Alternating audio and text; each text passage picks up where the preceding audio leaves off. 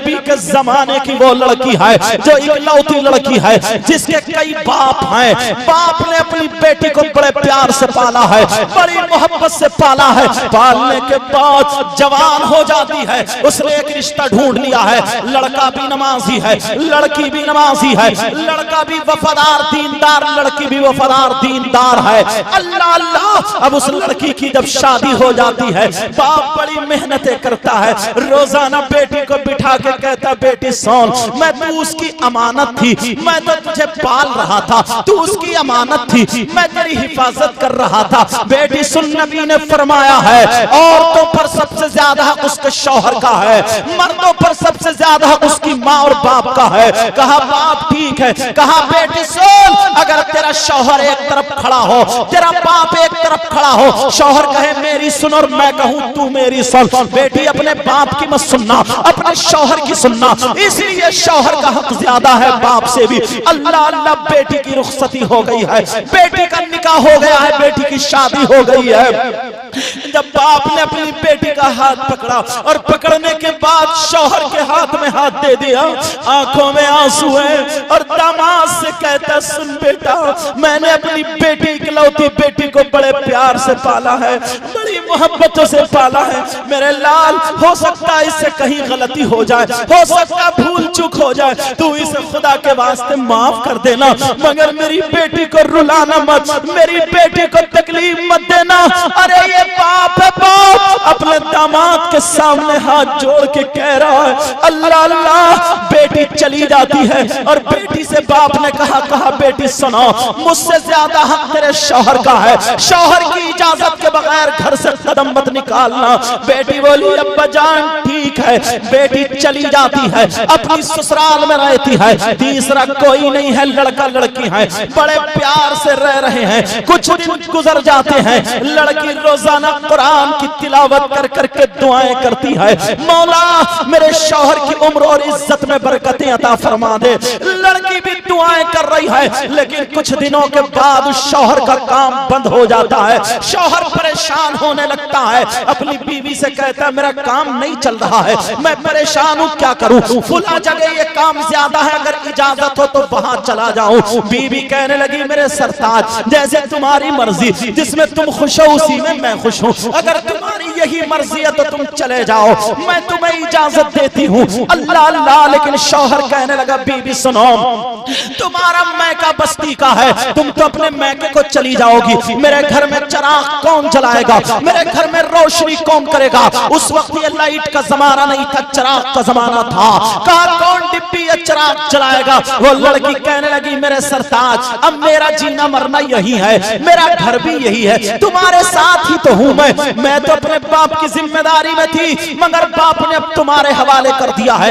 इंशाअल्लाह मैं तुम्हारी इजाजत के बगैर घर से कदम नहीं निकालूंगी, मैं तुम्हारे घर को रोशन करूंगी, तुम्हारे दिल को भी रोशन करूंगी। अल्लाह अल्लाह, कुछ दिन गुजरते हैं, कुछ दिनों के बाद वो लड़का चला जाता है, बाहर काम करने चला जाता है, इधर लड़की घर में अकेली रह जाती है, रोजाना कुरान की तिलावत कर करके दुआएं कर रही है, मौला मेरे शौहर की कमाई और उम्र में बरकतें अता फरमा दे, ऐ अल्लाह बरकतें अता फरमा दे। प्यारो, वो जमाना मोबाइल और फोन का नहीं था, वो जमाना टेलीफोन का नहीं था, लेकिन दुआएं कर रही है, मौला मेरे शौहर की उम्र में और कमाई में बरकतें अता फरमा दे। आज कहां है मेरी बहनें ऐसी जो अपने शौहरों के लिए दुआएं करती हुई दिखाई दे। नमाज नहीं पढ़ती तो दुआएं क्या करेगी, लेकिन सुनो वो लड़की दुआएं करती जा रही है, उधर शौहर कमाता चला जा रहा है। कुछ दिनों के बाद इस लड़की के बाप की तबीयत खराब हो जाती है, इतनी तबीयत खराब हो जाती है, लेने के देने पड़ जाते हैं। लोग मोहल्ले वाले देखने जा रहे हैं, अयादत के लिए जा रहे हैं। इस लड़की को पता चला मेरे बाप की तबीयत खराब है, मेरे बाप की तबीयत नासाज है, लेकिन लड़की परेशान हो जाती है, या अल्लाह मेरे घर में तो मेरा शौहर भी नहीं है, मैं किससे इजाजत लूं, मेरा शौहर नहीं है, इजाजत किससे लूं। और इजाजत के बगैर बीवी को घर से निकलना जायज नहीं है। एक तरफ बाप है, एक तरफ रसूल पाक का फरमान है। अल्लाह अल्लाह, वो लड़की घर ही घर में रो रो के दुआएं कर रही है।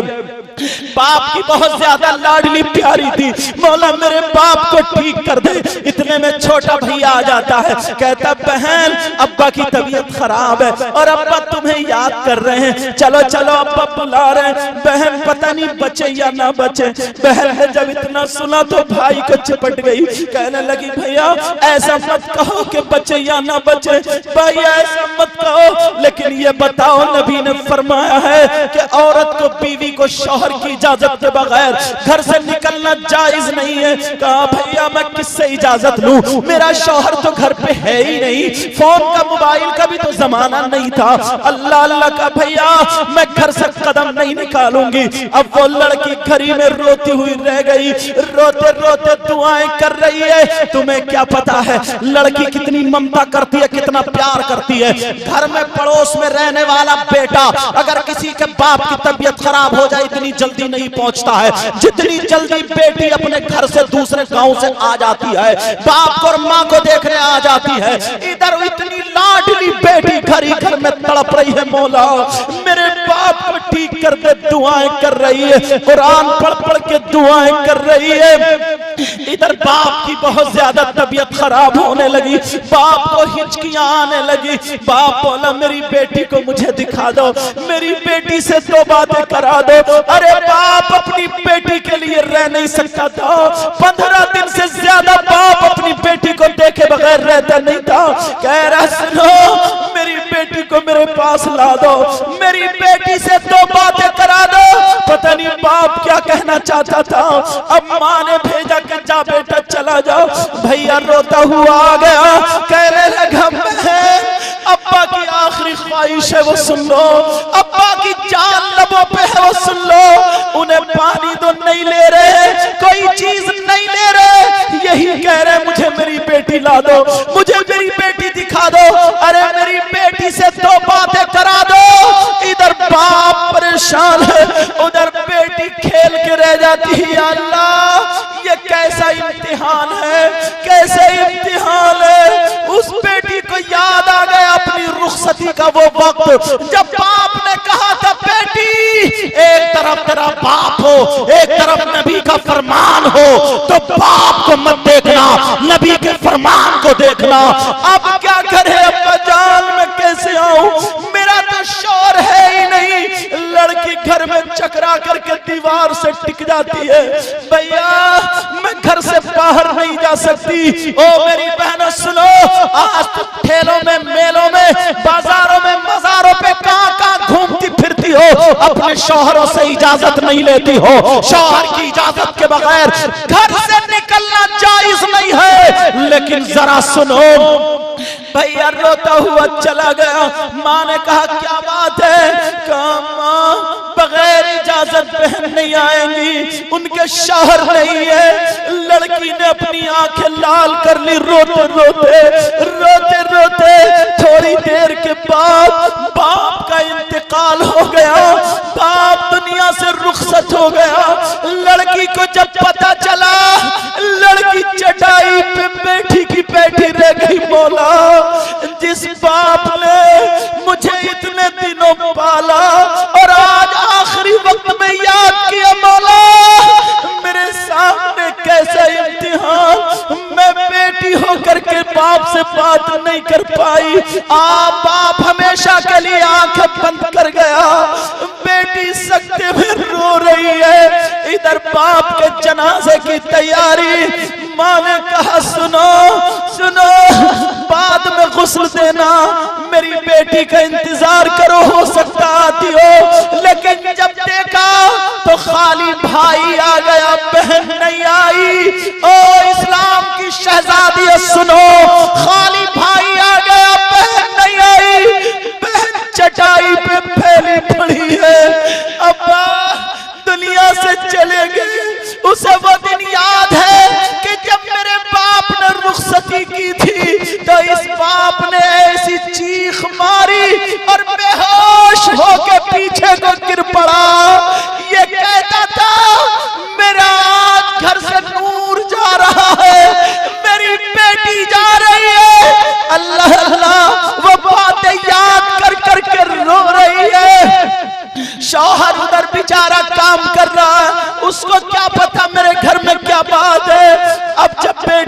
आई, गुस्ल दे दिया गया, कफन पहना दिया गया। बाप का चेहरा बेटी कैसे देखे, घर से कैसे आए। आज की अगर बहन होती तो क्या रुकती, लेकिन जरा सोचो वो इस्लाम की शहजादी जैसे ही गुस्ल दिया, कफन पहनाया, जनाजा लेकर के नमाज जनाजा के बाद लेकर के चलो कब्रिस्तान। माने का सुनो, कब्रिस्तान बेटा कह दो इनसे, कब्रिस्तान को बाप का जनाजा बाद में जाएगा, पहले बेटी के घर को बाप का जनाजा जाएगा। अरे बेटी के घर को जाएगा, इसलिए बाप ने नहीं देखा, कम से कम बेटी ही अपने बाप को देख ले। अरे क्या मंजर होगा, बाप का जनाजा कब्रिस्तान नहीं, बेटी के घर को चला, बेटी के घर को जनाजा जा रहा है। अल्लाह अल्लाह, जनाजा बेटी के घर पहुंचा, सारे लोग बाहर हो गए। लड़की तड़प के अपने बाप को चिपट गई और रो रो के कहने लगी, अब्बा मुझे कैसे इम्तिहान में तुमने ये बातें बताई थी, अब्बा मुझसे 2 मिनट के लिए बातें कर लो, मेरे अब्बा 2 मिनट के लिए आंखें खोलो। मगर बाप तो दुनिया से जा चुका था, बेटी अकेली अपने बाप से बातें कर रही है, रो रही है, बातें कर रही है। अब्बा जान, अब मैं किसको बाप कहूंगी, आके खोलो। अब बाप दुनिया से जा चुका, बेटी आ गई, बेटी ने पाँव को पोसा दिया और पाँव पकड़ के अल्लाह की बारगाह में दुआ कर दी, बोला ये मेरा बाप है, मैं इसकी बेटी हूँ, मगर नबी के फरमान को मैंने ना छोड़ा। गुनाहगार सही, बदकार सही, मौला मेरे बाप की मग़फ़िरत फरमा दे, मेरे बाप के गुनाह माफ कर दे। ये बेटी अपने बाप के लिए पाँव पकड़ के दुआएं करती रही, पाँवों का पोसा दिया, कहा ले जाओ। बाप का जनाजा कब्रिस्तान चला गया, अल्लाह अल्लाह दफना दिया गया। लड़की घर में अकेली है, शौहर को पता नहीं क्या हो रहा है। लड़की आधा खाना कभी आधा टुकड़ा खा ले, रोजाना रात को कुरान पढ़ पढ़ के दुआएं कर रही थी, मौला मेरे शौहर की कमाई और उम्र में बरकतें अता फरमा और मेरे बाप की मग़फ़िरत फरमा, मेरे बाप की मग़फ़िरत फरमा। अगर ऐसी लड़की बन जाओ तो ये शौहर जहां तुम्हारा पसीना गिरेगा, शौहर अपना खून बहा देगा, खून बहा देगा। अल्लाह अल्लाह, वो लड़की दुआएं कर रही है, बेचारी सूख के कांटा हो गई है, रोजाना रो रो के बाप को याद करती है। बोलो ऐसे कैसे खा सकती है, सूख के कांटा हो गई। उधर शौहर को शौहर ने सोचा चलो मेरी कमाई हो गई, अब मैं अपनी बीबी से मिलने चलूं। शौहर ने अपनी बीबी की मर्जी की चीजें खरीद ली। हर शौहर जानता मेरी बीबी की क्या चॉइस है, उसने खरीद ली कि मैं अपनी बीबी को ये दूंगा, अपनी बीबी को ये दूंगा।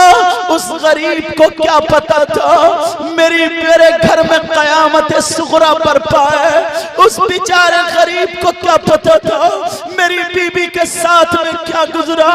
वो काफी सारा सामान लेकर के आया। उसने सोचा दरवाजे पे खड़े होकर आवाज दूंगा, देखूंगा पहचानेगी या नहीं पहचानेगी। बेचारा अपनी मोहब्बत प्यार की बातें दिल ही दिल में बना रहा था, बिगाड़ रहा था, बना रहा था, बिगाड़ रहा था। मगर उस गरीब को क्या पता था तेरे घर में क्या हुआ है।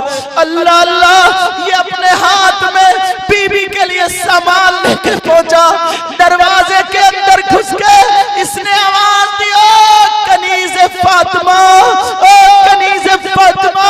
जब इसने आवाज दी तो बीबी ने पहचान लिया कि ये तो मेरे सरताज की आवाज है, ये तो मेरे शौहर की आवाज है। बीबी अपने शौहर को देख के दौड़ पड़ती है, आंखों में आंसू है और जा करके बीवी अपने अपने शौहर के गले में हाथ डाल के सीने पे सर रख के इतना रोई कब कब आने लगी, पूरे दिल की भड़ास निकाल ली।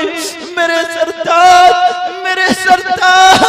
तुमने आने में बड़ी देर कर दी। शौहर वाला देख मैं तेरे लिए ये लाया हूँ, मैं तेरे लिए ये वो सब कुछ लुट चुका है, मेरी दुनिया बर्बाद हो गई, मेरा सब कुछ खत्म हो गया, मेरी दुनिया लुट चुकी है। इतना रोई शौहर ने सब छोड़ के बीबी को संभाला।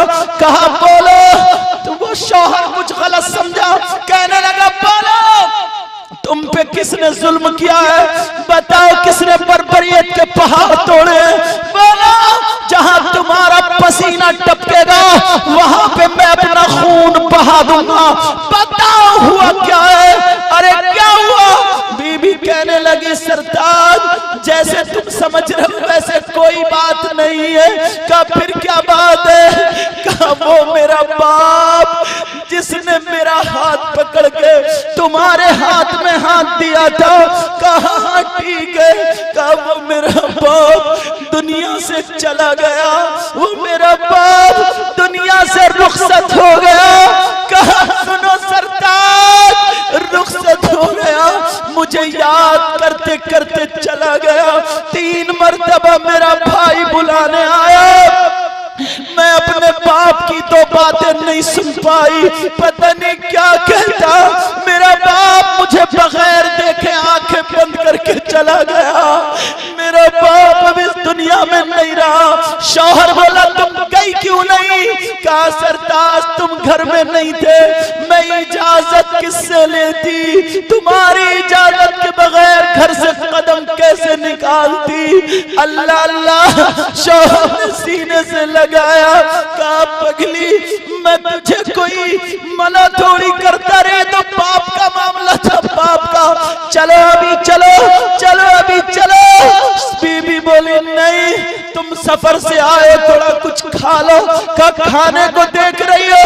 बीबी बोली मैंने भी कुछ दिनों से लुकमा नहीं खाया, कोई लुकमा नहीं खाया, हो सकता तुम्हारे साथ में कुछ खा लूं। शौहर रुक गया, दोनों मियां बीबी ने खाया और खाने के बाद जब घर गए माँ के कदमों पे बेटी गिर गई, कहने लगी माँ मुझे माफ कर दो। अरे बेटी कितना माँ से प्यार करती है, सारे अपने दुख दर्द सब कुछ बता डालती है, कहती है माँ मुझे माफ कर दो माँ। कहा बेटी तूने सही किया है, नबी के फरमान पे अमल किया है। शौहर बोला माँ मुझे पता नहीं था, अगर पता होता तो मैं खुद भी आता। मोहल्ले की औरतें यहाँ जमा हो गई और कहने लगी देखो ये लड़की कितनी बुरी है, ये लड़की कितनी कठोर है, ये लड़की कितनी जालिमा है, ये लड़की कितनी कट्टर दिल की है। इसका बाप याद करते करते चला गया मगर ये अपने बाप को देखने नहीं आई। तो उस लड़की ने जब इतना औरतों ने कहा इतने में मेरे नबी आ जाते हैं। कहा सुनो इस लड़की ने वो काम किया है जो इसके लड़कों ने काम नहीं किया है। अरे इसका बाप गुनाहों की वजह से जहन्नम में जाता, मगर इस लड़की ने जो दुआ की है, इस लड़की की दुआ की वजह से इसका बाप जन्नत में गया।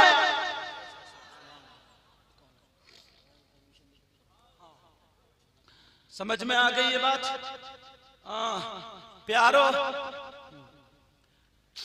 मेरी गुफ्तगू खत्म, मेरी तरफ तवज्जो दो, मेरी गुफ्तगू खत्म होने के लिए जा रही है, मगर इसलिए बता रहा हूं देखो इंसान बनो, इंसान क्या बनो बोलो। और इंसान वो होता है जो किसी जानवर को भी नहीं सताता, इंसान वो होता है जो किसी कीड़े मकोड़े को भी परेशान नहीं करता। तो वो अपनी बीबी को क्या सताएगा, अपनी बीबी को क्या तकलीफ देगा।